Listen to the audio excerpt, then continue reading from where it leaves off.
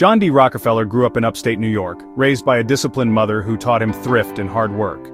Even as a child, he treated money seriously, recording every penny in his red ledger, lending to neighbors, and learning the power of compound interest. Rockefeller's ambition was quiet but fierce.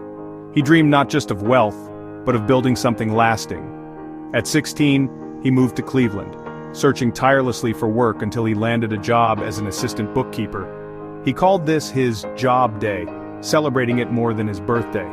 It was the first step toward his vision. In that office, he absorbed the rhythms of business, scrutinizing every transaction and saving every dollar. He lived frugally, denying himself comforts to build capital for the future. Rockefeller's focus was relentless. Every action, every sacrifice was in service of a larger goal. He wasn't just preparing for success, he was preparing to change the world. His early discipline and vision set the foundation for an empire.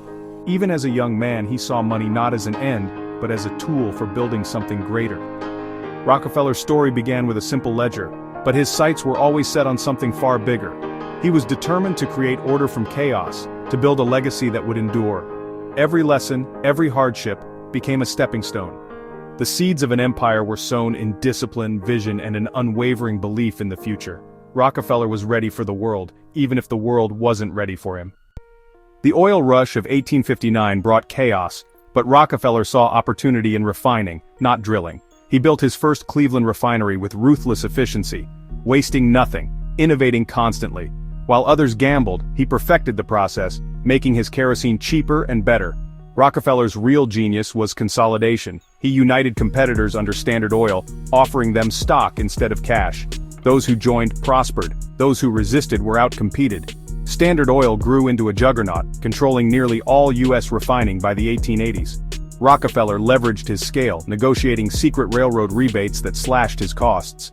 Critics called it unfair, but to him, it was smart business. Every move was calculated: efficiency, negotiation, and relentless expansion.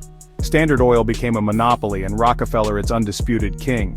He didn't just dominate an industry, he rewrote the rules of American business. His empire was built on discipline, strategy, and a vision for total control. Rockefeller's methods were controversial, but his results were undeniable. He transformed oil from chaos into order, from gamble into certainty. The Standard Oil machine was unstoppable, and its architect was just getting started. Rockefeller's empire was now a reality, one that would shape the world. He had turned a boyhood dream into a global force. The world would never be the same.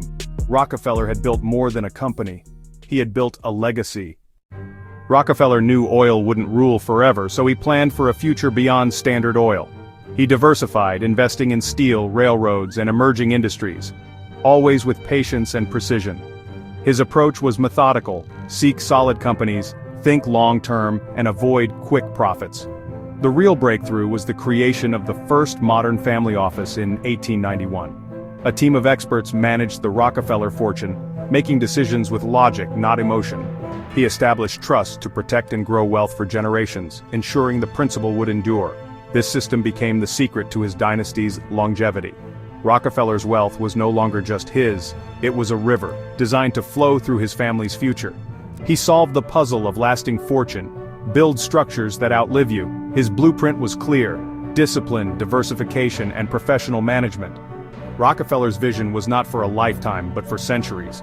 He created a financial fortress, immune to the storms of time. The Rockefeller name would endure, not by chance, but by design.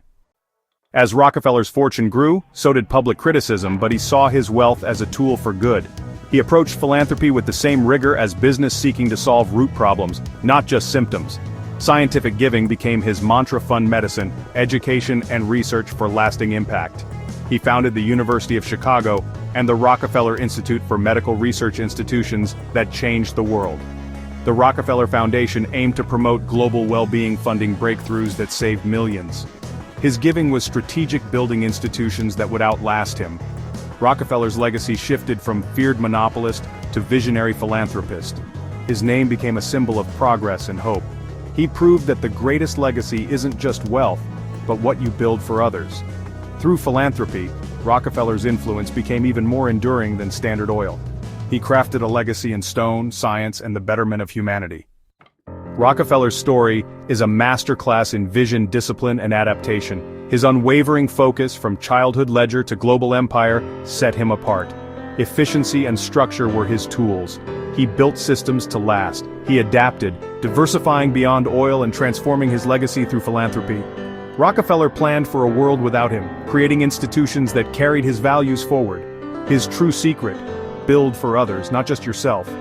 A boy with a red ledger became a titan whose fortune shaped the world. Rockefeller teaches us that legacy is built on discipline, foresight, and generosity. His empire endures because he built more than wealth. He built a blueprint for the ages. The story of Rockefeller is not just about riches, but about building something that lasts forever.